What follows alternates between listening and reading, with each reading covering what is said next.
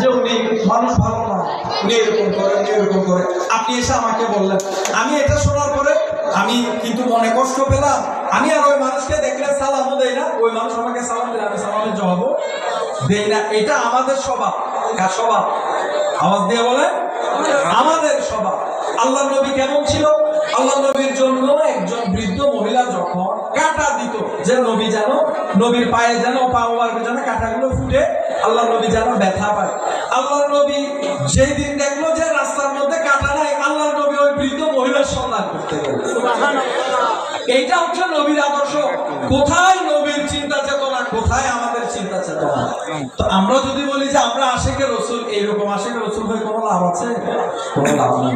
আল্লাহ নবী একটা সুন্দর সমাজ ব্যবস্থা গঠনের জন্য যাহা কিছু প্রয়োজন, এমনকি আপনি যখন রাস্তা দিয়ে হেঁটে যাবেন, রাস্তা দিয়ে হেঁটে যাওয়ার সময় কোন কোন কাজ করবেন সেই শিক্ষা পর্যন্ত নবী দিয়েছেন। তো আমার নবী দেন না যেমন কোনো শিক্ষা বাকি নেই। আল্লাহর নবীর জীবন আদর্শকে, আল্লাহর নবীর অনুসরণ অনুকরণকে আমাদের থেকে কাছে টেনে নিতে হবে, আমাদের অন্তরে আনতে হবে। তারপরে গিয়ে আল্লাহর নবীর সেই শিক্ষা মোতাবেক চলে ফিরে আমরা একটা সুন্দর সমাজ ব্যবস্থা গঠন করতে পারি।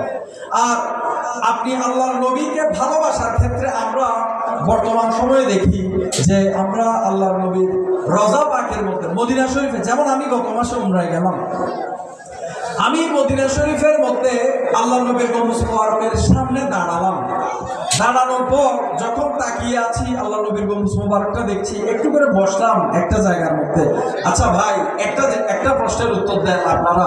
মনে করেন এই জায়গার মধ্যে এসে কেউ বসলো, এখান থেকে মাজারটা দেখতেছে বা মাজারের উপরের গম্বুজটা দেখতেছে, এটা কি দোষের কিছু? আওয়াজ দিয়ে বলেন। এখানে কি শরীয়তে কি এরকম কোনো কথা বলা হয়েছে যে আপনি এইভাবে তাকাতে পারবেন না? বলা হয়েছে? বলা হয় না। তাহলে আপনি দেখার মধ্যে কোনো সমস্যা নেই। মদিনা শরীফের মধ্যে আপনি যেথায় বসবেন, আপনি বসে যখন আল্লাহ নবীর গম্বুজ মুবারকের দিকে তাকিয়ে থাকবেন, দেখবেন সৌদি গভর্নমেন্টের কিছু বেতনভুক্ত কর্মচারী আছে, মাথার উপরে লাল রুমাল থাকে, জুব্বা পরে মাথার উপরে লাল রুমাল থাকে।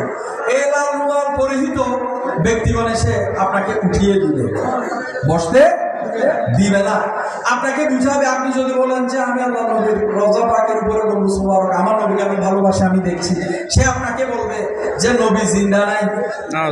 আমার সামনে একজন পাকিস্তানি লোককে বলতেছে যে নবী জিন্দা না, তো ওই লোক বলতেছে আল্লাহ তো নবীদের দেহ মাটি যেন বক্ষণ না করে এই জন্য মাটির উপরে তো এটা আল্লাহ হারাম করেছেন। উনি বৃদ্ধ লোক, যতটুকু জানে এটা বলেছে। যে এটা বলার পরে তিনি যখন বললেন যে মাটির উপরে আল্লাহ এটা হারাম করে দিয়েছেন যেন নবী রাসূলের শরীর মাটি না খায়, তখন ওই ব্যক্তি কি বললো জানেন? বলতেছে যদিও দেহ থাকে কিন্তু নবী তারপরও জিন্দা না। এইরকম কথা রওজা পাকের সামনে দাঁড়িয়ে আপনার থেকে শুনতে হবে। আমরা সাধারণ মানুষ গিয়ে শুনি, শোনার পর আমরা বাংলাদেশে একটা নতুন ইসলাম নিয়ে আসি। আসার পর আমরা বলি যে এভাবে করবেন না, বসবেন না, সালাম করবেন না, চুমা দিবেন না, হাতে চুমা দিবেন না, সবকিছুতে শিরকা বেদাতের ফতোয়া আমরা লাগিয়ে দিই। তো এইগুলার নাম ইসলাম না। আরব যাহা করে তাহার নাম ইসলাম নয়। আল্লাহ নবী যে দ্বীনের শিক্ষা দিয়েছেন, ইসলামী শরীয়তে যা কিছু বলা হয়েছে সেইটা হচ্ছে ইসলাম।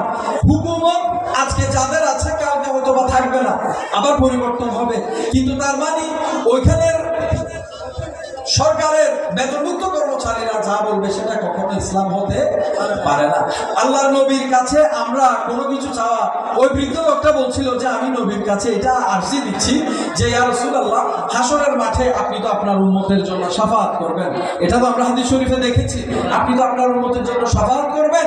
পাকিস্তানি লোকটা বলছে যে ইয়া রাসূলুল্লাহ, আমি একটা অন্তরে একটা খায়েশ নিয়ে এসেছি যে আপনি রাসূল, আল্লাহর দরবারে আপনি আমার জন্য শাফাআত করবেন, সুবহানাল্লাহ, এটা আমি একটা আরজি নিয়ে এসেছি। তো ওই লাল রুমালওয়ালা ব্যক্তি বলতেছে আপনি আরজি কাকে দিচ্ছেন?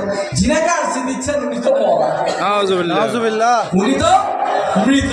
এই কথাটা দেখুন, আমাদের চোখে চোখ রেখে এভাবে এমন একটা ভাবভঙ্গিমা নিয়ে বলবে, বিশ্বাস করেন আপনার একটা মুহূর্তের জন্য আপনিও কনফিউশনে পড়ে যাবেন যে আমি কি আসলে কিতাবে দেখে এসেছি নাকি আমি ভুল করতেছি। এইরকম একটা ভাব, উনাদের ভাবমূর্তি, উনাদের বডি ল্যাঙ্গুয়েজ বলেন, উনাদের এইরকম একটা কনফিডেন্স নিয়ে ওনারা এই কথাগুলো বলবেন। অথচ আল্লাহ বলেছেন ওয়ালাউ আন্নাহুম ইযলামু আনফুসাহুম জাউকা, আল্লাহ বলেছেন হে আমার বান্দারা শোনো, কিয়ামত পর্যন্ত তোমরা যারা আসবে, তোমরা কবিরা গুনাহ করো, তোমরা সগীরা গুনাহ করো, তোমরা শিরক করো, তোমরা বেদাত করো, যত ধরনের গুনাহ তোমরা আছে মনে করো যে তোমরা সব গুনাহ করেছো, তো তোমরা এইসব গুনাহ করার মাধ্যমে নিজের উপরে নিজে জুলুম করেছো। কি করেছো? জুলুম করেছো। তো আল্লাহ বলছেন যখন তোমরা নিজের উপর নিজে জুলুম করে ফেলবে, তোমরা যাও মদিনা শরীফের মধ্যে গিয়ে ফাসতাগফিরুল্লাহ, আমি আল্লাহর কাছে তোমরা ক্ষমা প্রার্থনা করো, ওয়াস্তাগফারা লাহুমুর রাসূল, এবং রাসূল যদি তোমাদের সপক্ষে তোমাদের পক্ষ নিয়ে আমি আল্লাহর কাছে ফরিয়াদ করে যে হে আল্লাহ, বাংলাদেশে পতেঙ্গা থেকে আমার একজন আশেক এসেছে, সে জীবনের মধ্যে অনেক গুনাহ করেছে, আল্লাহ তোমার কোরআনের হুকুম মোতাবেক তুমি বলেছো তোমার কোরআনের হুকুম পালন করতে গিয়ে সে মদিনার মধ্যে এসে তুমি আল্লাহর কাছে মাফ চাচ্ছে, এবং আমি রাসূল তার সপক্ষে ফরিয়াদ করছি, আল্লাহ তুমি তাকে মাফ করে দাও। আল্লাহ বলছে যদি নবী তোমার পক্ষে সুপারিশ করে তাহলে আমি আল্লাহ তোমার তওবা কবুল করে নিই। এবার একটা প্রশ্ন, এই যে লাল রুমালওয়ালা ব্যক্তি এতক্ষণ আমাদেরকে বুঝালো যে নবী যদিও নবীর বডি যদিও আছে কিন্তু নবী জিন্দা নয়, এই কথাটা তিনি বললেন। আচ্ছা, কোরআনের হুকুম কি রাসূলের জমানা সাহাবীদের জন্য না কিয়ামত পর্যন্ত সবার জন্য? কিয়ামত পর্যন্ত সবার জন্য। তো আমরা মনে করেন আমরা এখান থেকে গেলাম মদিনা পাকে গেলাম, মদিনা পাকে যাওয়ার পর আমরা আল্লাহর দরবারে মাফ চাইলাম, হে আল্লাহ আমরা জীবনে অনেক গুনাহ করেছি, অনেক গুনাহ, অনেক কবিরা গুনাহ সগীরা গুনাহ করেছি, আল্লাহ আজকে আমরা তওবা করছি, আল্লাহ তুমি আমাদেরকে মাফ করো। তো আল্লাহ তো বলতেছে আমার কাছে মাফ চাও, আল্লাহ এতটুকু বলে নাই যে আমার কাছে মাফ চাও হয়ে যাবে, এটা বলে নাই। আল্লাহ বলতেছে আমার কাছে মাফ চাও, আর যদি তোমাদের সপক্ষে রাসূল সুপারিশ করে। কে সুপারিশ করে? রাসূল সুপারিশ করে। তো এখন আমি আর আপনি গিয়ে মাফ চাইলাম, আমাদের জন্য যদি রাসূল সুপারিশ করতে হয় আল্লাহর কোরআনের ফয়সালা মোতাবেক, রাসূল যদি আমাদের জন্য সুপারিশ করতে যায়, রাসূল মৃত হলে কি সুপারিশ করা সম্ভব? না। মরা হলে সুপারিশ করা সম্ভব?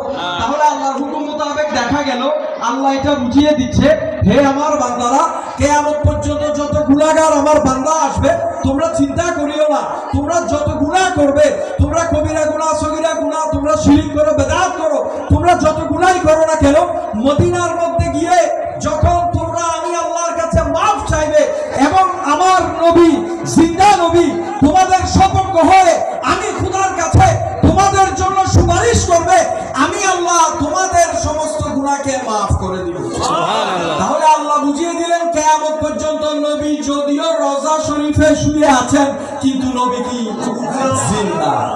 কুল্লু নাফসিন যায়কাতুল মউতের একটা আমল হচ্ছে পৃথিবীর ধরাধামের মধ্যে যারাই আসবে তাদের থেকে এই দুনিয়া ছেড়ে যেতে হবে।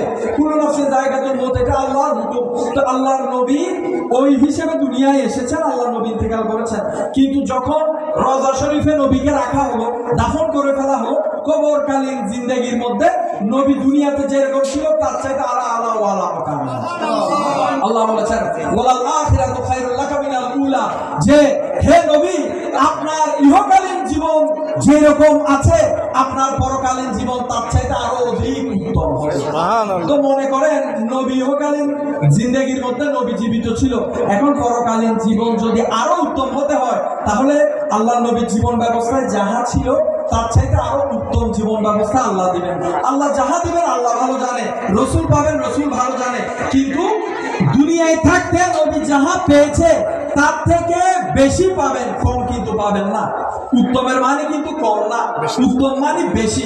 তো নবী দুনিয়াতে জিন্দা, আল্লাহ বলছে ওয়ালাল আখিরাতু খায়রুল লাকা মিনাল উলা, আল্লাহর রুমালওয়ালা বলতেছে নবী দুনিয়াতে জিন্দা, কবরের মধ্যে রওজা পাকের মধ্যে নবী মরা। তো এটা কি আল্লাহর হুকুমের বরাবর হলো নাকি আল্লাহর হুকুমকে অমান্য হলো? অমান্য হলো। তো আপনারা যারা সাধারণ মানুষ আছেন সবাই তো আর মাদ্রাসায় পড়ালেখা করছেন না, আপনারা সাধারণ মানুষ, আপনাদেরকে বলবে সেখানে আপনার কলকাতা আলিয়ার ছাত্র রেখেছে, আমাদের বাংলাদেশের মানুষ কম বেশি হলেও আমরা হিন্দি উর্দু কিছুটা বুঝি সেই জন্য রেখেছে, তারা আপনাকে বলবে দেনেওয়ালা আল্লাহ হে, দেনেওয়ালা আল্লাহ হে, আল্লাহ সে মাঙ্গো, আল্লাহ সে মাঙ্গো, আপনাকে এরকম বলবে বারবার। রসুলের থেকে চাইও না, রসুলকে বলিও না, রসুল শুনে না, রসুল জানে না, রসুল জিন্দা নাই, রসুলকে বলে কোনো লাভ নাই। তো এত বিরোধিতা আল্লাহ নবীর করে, তারপরেও আশেকরা আল্লাহ নবীর গম্বুজ মুবারকের দিকে তাকিয়ে থাকে, তারপরেও তাকানোর জন্য যখন আপনি বসবেন আপনাকে উঠাই দিবে। তো আমার কথা হলো সেইখানে যখন কিছুই নাই তাহলে আমাদেরকে একটু দেখতে দাও, আমাদেরকে একটু দেখতে দাও, মন ভরে আমরা একটু দেখি। না, তারা দেখতে দিবে না, তারা দেখতে দিবে না। দেখুন, তারা সরাসরি বলে যে নবীর কাছে তোমরা সাহায্য চাইলে এটা শিরক হবে, এটা শিরকে আকবর, তোমরা নবীর কাছে সাহায্য চাইতে পারবে না, আল্লাহ নারাজ হয়ে যাবে। দেখুন, আল্লাহর নবী যখন মক্কার মধ্যে আল্লাহ নবীর উপরে যখন জুলুম করা হচ্ছিল, আমি হাদিস শরীফ থেকে একটা ঘটনা বলছি। আল্লাহ নবীর উপরে যখন জুলুম করা হচ্ছিল, নবী যখন এক আল্লাহর কথা মানুষকে শিক্ষা দিচ্ছিলেন যে আল্লাহ এক, আল্লাহ দ্বিতীয়, তোমরা এতগুলো মূর্তির পূজা করো, এসব করিও না, তোমরা জাহান্নামে যাবে, তোমরা আল্লাহর উপর ঈমান আনো, তোমরা লা ইলাহা ইল্লাল্লাহ বলো, এক আল্লাহর ইবাদত করো। যখন আল্লাহর নবী এক আল্লাহর ইবাদতের ডাক দিতে লাগলেন, তখন সাধারণ মানুষের মধ্যে মক্কার বড় বড় কুফারে কুরাইশগণ আমার নবীর উপরে অনেক জুলুম করেছেন। কিছুটা হলেও তো আপনারা শুনেছেন, নাকি শুনেন নাই? শুনেছেন। আল্লাহর নবীকে নাউজুবিল্লাহ, আল্লাহর নবীকে জাদুঘর বলা হয়েছিল, আল্লাহর নবীকে পাগল বলা হয়েছিল, আল্লাহর নবীকে মৃত্যুক বলা হয়েছিল, আল্লাহর নবীকে ভণ্ড বলা হয়েছিল। এইরকম অনেক অপবাদ আমার নবীকে তারা দিয়েছিল। শুধু অপবাদ দিয়ে ক্ষান্ত হয় নাই। আল্লাহর নবী যখন মক্কার মধ্যে কোন একটা জায়গায় দাঁড়িয়ে কোরআন তেলাওয়াত করে মানুষকে শোনাতেন, তখন বাচ্চাদেরকে লেলিয়ে দেওয়া হতো।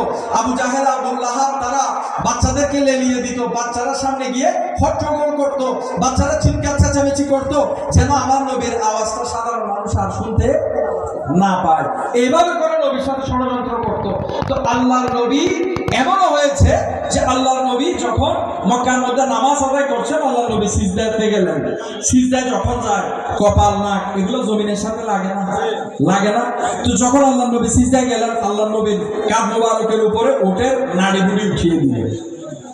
মনে করেন এতগুলো ওটের নাড়ি বুড়ি উঠিয়ে দিল, আপনি সিজদায় গেলেন, এতগুলো নাড়ি বুড়ি যদি আপনার কাঁধের উপর উঠায় দেয়, আপনি কি সিজদা থেকে উঠা সম্ভব না? আল্লাহর নবী এইরকম হালতে সিজদার মধ্যে আল্লাহ নবীর কাঁধ মোবারকের উপর যখন এইরকম ওটের নাড়ি বুড়ি উঠিয়ে দিল, হযরতে সাইয়েদা মা ফাতেমা তখন ছোট ছিল। মা ফাতেমা রাদিয়াল্লাহু আনহা তখন ছোট ছিলেন। মা ফাতেমা দেখে দৌড়ে এসেছেন। কোন কোন জায়গায় এসেছে হযরতে এরকম যখন করেছিল, কখন হযরত আবু বকর সিদ্দিকও গিয়ে আল্লাহ নবীকে এই নারীগুলো সরিয়ে আল্লাহ নবীকে উঠালেন। তো মা ফাতেমা গিয়ে যখন সেগুলো সরালো, মা ফাতেমা খুব কান্না করেছিল। উনার সহ্য হয় নাই, বয়সও কম ছিল যে উনার বাবার উপরে এরকম অত্যাচার করছে। আল্লাহ নবীর কাঁধ মোবারক থেকে সেগুলো সরালো, আল্লাহ নবী উঠলেন। আল্লাহ নবী বলেছেন যে আল্লাহর দরবারের মধ্যে বলেছেন, আল্লাহ অমুককে পাকড়াও করো, তুমি অমুককে ধরো, নাম ধরে ধরে বলেছে, অমুককে ধরো, অমুককে ধরো, অমুককে ধরো। তো এইভাবে করে যাদের নাম বলেছে সেগুলো সবগুলো ধ্বংস হয়েছে, একটাও কিন্তু ঈমান নিয়ে যেতে পারে না। দেখুন, সৈয়দা মা ফাতেমা এই ঘটনাটা দেখে এত কান্না করেছিলেন। আল্লাহর নবী উনার কান্না দেখে আল্লাহর নবী থেকে সহ্য হয় না। আল্লাহর নবী এক পর্যায়ে বললেন যে, হে আল্লাহ, হযরতে ইউসুফের জামানার মধ্যে যে দুর্ভিক্ষ, 7 বছরের যে দুর্ভিক্ষ তুমি দিয়েছিলে, এদের উপরে তুমি 7 বছরের দুর্ভিক্ষ দাও। এমন দুর্ভিক্ষ দেখা দিল, এমন খরা দেখা দিল যে মানুষ পেটের ক্ষুধায় আকাশের দিকে তাকালে ধোঁয়া দেখতো। পেটের যন্ত্রণা, খিদার যন্ত্রণা, মানুষ আকাশের দিকে তাকালে ধোঁয়া দেখতো।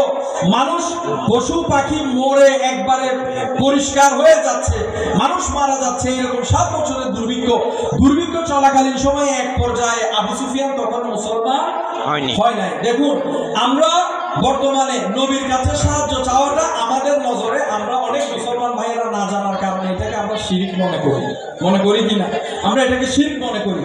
আবু সুফিয়ান কিন্তু মুসলমান হয় নাই। আবু সুফিয়ান আল্লাহর নবীর কাছে গিয়ে, তখন মুসলমান হওয়ার আগে আল্লাহর নবীর কাছে গিয়ে বলছে, হে মুহাম্মদ, আপনি আপনার প্রতিপালকের কাছে দোয়া করুন, আপনি দোয়া করলে এই দুর্ভিক্ষটা কেটে যাবে। তাহলে আবু সুফিয়ান অমুসলিম হয়েও রাসূলের কাছে সাহায্য চাইলো কিনা?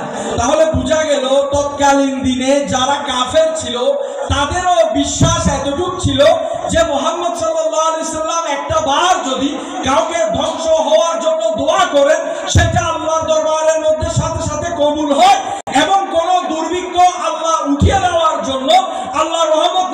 করার জন্য নবী যদি একটাবার দোয়া করে, আল্লাহ দুর্ভিক্ষে উঠিয়ে ওই মানুষদের উপরে আল্লাহ রহমতের বৃষ্টিও দান করে। এইটা তৎকালীন দিনের কাফেরদের আকীদা ছিল। কাদের কাফেরদের আকীদা ছিল। তাহলে আজকে আমরা মুসলমানেরা নবীর কাছে কোনো একটা কিছু বলতে গেলে, নবীর ব্যাপারে কিছু একটা বলতে গেলে আমরা শরীয়তের ফতোয়ার মধ্যে চলে আসি, খালি শরীয়তের ফতোয়া দেই। বিষয়গুলো এরকম না। যেমন সাহাবায়ে কেরামের মধ্যে একজন ব্যক্তি এসে কোনো একটা হাজত নিয়ে, এগুলো আমি আজকে এইসব বিষয় নিয়ে আলোচনা করছি না, এগুলা রেফারেন্স আপনাদের কারো দরকার হলে দেওয়া যাবে, কিতাবের রেফারেন্স। তো আল্লাহর নবী যখন দেখলেন যে একজন ব্যক্তি এসে উনার হাজতটা বর্ণনা করছে, আমার এই সমস্যা, কেউ বলছে যে ইয়া রাসূলুল্লাহ আমি অন্ধ, কেউ বলছে যে ইয়া রাসূলুল্লাহ আমার সন্তান হয় না, এমন হয় না, তেমন হয় না। আমরা যে এরকম বিভিন্ন সমস্যায় ভুগি, বিভিন্ন সমস্যা নিয়ে আল্লাহ নবীর কাছে আসে। একজন ব্যক্তি যখন রাসূলুল্লাহ সাল্লাল্লাহু আলাইহি সাল্লামের দরবারের মধ্যে বারগাহে রিসালাতে যখন এসে বলল, ইয়া রাসূলুল্লাহ আমার হাজত এই, আমার জন্য দোয়া করুন। আল্লাহর নবী তখন বললেন, সামনে যারা ছিল তাদেরকেও বলল যে তোমরা তার জন্য আমার নিকট সুপারিশ করো, তোমরাও সওয়াবের ভাগীদার হও, তোমরা তার জন্য আমার নিকট সুপারিশ করো। তো আল্লাহর নবী দোয়া করলে তো এটা দোয়ার সাথে সাথে কবুল হয়ে যায়। তো সাহাবায়ে কেরাম বিভিন্ন সময়, যেমন পানি শেষ হয়ে গেল, কোন একটা যুদ্ধে যাওয়ার সময়, কোন একটা সফরের মধ্যে পানি শেষ হয়ে গেল, হাদিস শরীফে এরকম এসেছে যে পানি শেষ হয়ে গিয়েছে। পানি শেষ হওয়ার পর একজন সাহাবী গিয়ে বলল, ইয়া রাসূলুল্লাহ আমরা পান করার জন্য পানি নাই, আমরা ওযু করব, ওযুর জন্য কোনো পানি নাই। আল্লাহর নবী বললেন, অল্প সংখ্যক কিছু পানি থাকলে নিয়ে আসো। একটা পানির পাত্র আনা হলো, পানির পাত্রটা রাখলো, সামান্য একটু পানি সেখানে আছে, সেটা দেখা যাচ্ছে। আল্লাহর নবী সেখানে নিজের হাত মোবারকটা রাখলেন। হাদিসের রাবী বলছে, আল্লাহ নবী যখন হাত মোবারক যখন প্রবেশ করালেন, আল্লাহ নবীর আঙ্গুল মোবারকগুলো থেকে পানির ফোয়ারার মতো করে পানি আসতে লাগলো। তাহলে দেখুন, কোন একটা ঘটনার মধ্যে এসেছে 1400 সাহাবী ছিল, 1400 সাহাবীর মধ্যে সবাই পানি পান করেছে, সবাই নিজেদের মশকে যতটুকু পানি দরকার নিয়েছে, নিজেদের চতুষ্পদ জন্তু ঘোড়া উট এগুলাকে পানি পান করিয়েছে। তো একজন সাহাবী জিজ্ঞেস করছে বর্ণনাকারীকে যে আপনারা কতজন ছিলেন? তিনি বলছেন যে আমরা 1400 ছিলাম। কিন্তু ওই সাহাবী এটাও বলছেন, যদি আমরা 1 লক্ষ হতাম পানি কিন্তু শর্ট পড়তো না। তাহলে এইটা সাহাবীদের ঈমান। তো সাহাবীরা পানি না আল্লাহ দরবারে ফরিয়াদ করলে আল্লাহ বৃষ্টি দিতে পারে না। কথা বলেন, আল্লাহ বৃষ্টি দিতে পারে না। এখন আমাদের দেশের অনেক বড় বড় শায়েখরা বৃষ্টির জন্য নামাজ পড়তেছে না? আমরা ইউটিউবে দেখতেছি, ফেসবুকে দেখতেছি, বৃষ্টির জন্য যেদিন নামাজ পড়লো এরপরের দিনের থেকে গরম আরো বেড়ে গেল।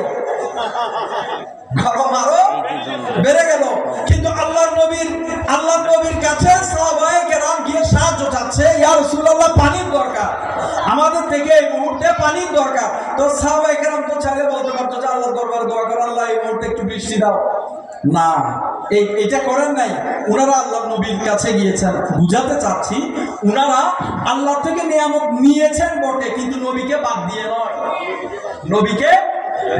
নয়। সাহাবায়ে কেরাম এটা জানেন যে রাসূলের কাছে গিয়ে বললে আল্লাহর নবী ওইটা করবেন যেটা আল্লাহর ইচ্ছা। সুবহানাল্লাহ। তো নবীর মাধ্যমে যেটা পাবেন সেটা দিয়েছেন প্রকৃতপক্ষে কে? আল্লাহ। তো এইটা মেনে নিলে তো হচ্ছে বাজান সবচেয়ে বড় নিয়ামত যে ঈমান এর নবী দিয়ে। এইটা তো আমরা এই জিনিসগুলো থেকে তো আমরা আজকে বেখবর হচ্ছি।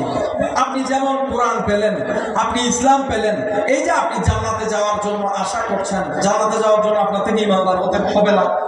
ইমানদার হতে হবে কিনা? তো আপনি ইমানদার হওয়ার জন্য সর্বপ্রথম যে শর্তটা, মক্কার মধ্যে অনেক মানুষ ছিল যারা আল্লাহকে মানতে সমস্যা ছিল না, কিন্তু নবীকে মানতে আপত্তি ছিল, এগুলো ইমানদার হতে পারে নাই। তো আল্লাহ বলতেছে আমার নবীকে প্রপার মানতে হবে। নবী বলতেছেন এমন ভাবে মানতে হবে যে জান মাল তোমাদের পরিবার পরিজন সারা দুনিয়ার মানুষের চাইতে বেশি আমি রাসূলকে ভালোবাসতে হবে। তো নবীকে ভালো না বাসলে ঈমানই তো হয় না। নবীকে আপনি ভালোবাসেন, আপনি ঈমানে দৌলত পাবেন। অবশ্যই নবীকে আপনি ভালোবাসলে আপনি ঈমানে দৌলত পাবেন। তো এমনও হয়েছে যে সাহাবায়ে কেরাম আল্লাহর নবীকে নিয়ে যখন নামাজ আদায় করতেন, কখনো আল্লাহ নবী ইমামতি করেছেন। যখন ইন্তেকালের মুহূর্ত আসলো, আল্লাহ নবী যেদিন ইন্তেকাল করবেন, এই ইন্তেকালের আগে যে ওয়াক্তগুলো হযরত সিদ্দিক আকবর ইমামতি করেছেন, সেখানে একটা ঘটনা আসলো যে আল্লাহর নবী সোমবার দিন আল্লাহর নবী মসজিদের মধ্যে নামাজ আদায় করার জন্য আসেন নাই। হযরত আবু বকর সিদ্দিক ইমামতি করছিলেন। হযরত আবু বকর কি করছিলেন? ইমামতি করছিলেন। একটু মনোযোগ দিয়ে শুনবেন, আমি শেষ করে দিব মাহফিল 10-15 মিনিটের মধ্যে। ঠান্ডার সময় আপনাদেরকে বেশি কষ্ট দিব না, এই কথাটা বলে আমি শেষ করবো। একটু মনোযোগ দিয়ে শ্রবণ করবেন।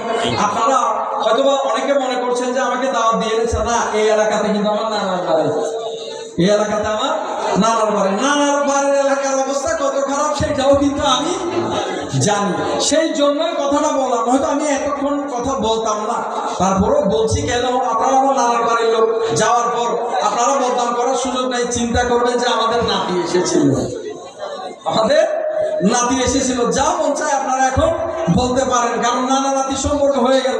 কিন্তু নানার বাড়ি হয়ে লাভ কি? অবস্থা তো ভালো না, অবস্থা ভালো না। তো এখানে দেখুন, আমরা আজকে এখানেও অনেকে আছেন, আমরা নাম নিয়ে কথা বলি না, বা এটা আগের সময় অনেক আলেম ওলামা, অনেকের মতামত, আত্মীয় স্বজন থেকে শুরু করে অনেকে আছেন যিনাদের কথাগুলো বললে আসলে এটা নাম বললে গীবত হবে, নাম বলবো না। তবে এমন ব্যক্তি আছেন যিনারা এই এলাকা থেকে, আপনাদের এই পতেঙ্গা থেকে এমনও ব্যক্তি দেখেছি আমি, যিনারা বলছেন যে নামাজের মধ্যে আপনি নামাজ পড়েন, নামাজ ছাড়া কোনো কিছু বুঝে না, শুধু নামাজ পড়বেন। আরে নবীর কথা বলতে হবে না, নবীকে স্মরণ করতে হবে না, নবীর ভালোবাসার কথা, এসব আলোচনা চিন্তা চেতনাও তাদের মধ্যে নেই। এমনকি এই কথাও বলে যে নামাজের মধ্যে নবীকে স্মরণ করলে নামাজ ভেঙে যাবে, এরকম কথাও বলে।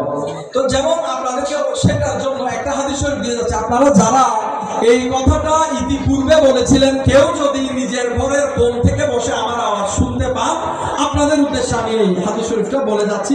এবং এইটার পর আমি মাহফিল শেষ করে দিব। আপনারাও চিন্তা করবেন না, বেশি কোনো কিছু বলে যাব না। আপনারা যা বলছেন তার থেকে একটা কথার উত্তর দিয়ে যাচ্ছি। যেমন বুখারী শরীফের 680 নম্বর হাদিসের মধ্যে এসেছে। আমি বুখারী শরীফের রেফারেন্সটা কোট করে দিলাম, এতক্ষণ কোনো আলোচনার রেফারেন্স দিলে এটা রেফারেন্স দিলাম, কারণ এইখানের অনেক ভাইয়েরা আছেন, আত্মীয় স্বজন আছেন, যিনারা হাদিস বেশি পছন্দ করে, কোরআনের চাইতে হাদিস বেশি পছন্দ করে। তারা শর্টকাট করে ফেলে, নামাজের নিয়তের অবস্থা পরিবর্তন করে ফেলে, হাত বাঁধা পরিবর্তন করে ফেলতেছে, সব কিছু শর্টকাট, লম্বা কোনো কিছুর মধ্যে ওনারা আর নাই, যেতে চাচ্ছে ওরা। 20 টাকা পড়ার সময় তো 8 টাকা পড়তেছি, এইটাই তো ধর্মকে উদ্ধার করতে যাবে, এইরকম চিন্তা চেতনা। তো আপনারা যারা শুনছেন, আপনাদের বাড়ি অনেকের আশেপাশে আছে, সেটাও আমি জানি, আমি তো ছোট থেকে এসেছি এই এলাকায়। তো এখন যদিও তেমন একটা আশা হয় না। আপনারা যারা শুনছেন, আপনাদের জন্য আবারও বলছি যে বুখারী শরীফের 680 নম্বর হাদিসের মধ্যে এসেছে যে আল্লাহর নবী ইন্তেকাল করার সময় যখন হয়ে গেল, এই সোমবার দিন সাহাবায়ে কেরাম মসজিদের মধ্যে নামাজ আদায় করছেন। নামাজের মধ্যে ইমাম ছিলেন হযরত আবু বকর। ইমাম কে ছিল? আওয়াজ দিয়ে বলবেন, কে ছিল? আবু বকর। হযরত আবু বকর রাদিয়াল্লাহু তাআলা ইমামতি করছিলেন, সাহাবায়ে কেরাম পিছনে ইক্তেদা করছিলেন। আপনারা সবাই আমার দিকে দেখবেন, এদিক ওদিক তাকাবেন না। একদম শেষ পর্যায়ে এসেছে, এই আলোচনাটা করে আমি শেষ করে দিচ্ছি। হযরত আবু বকর সিদ্দিক ইমামতি করছেন আর সাহাবায়ে কেরাম পিছনে ইক্তেদা করছেন।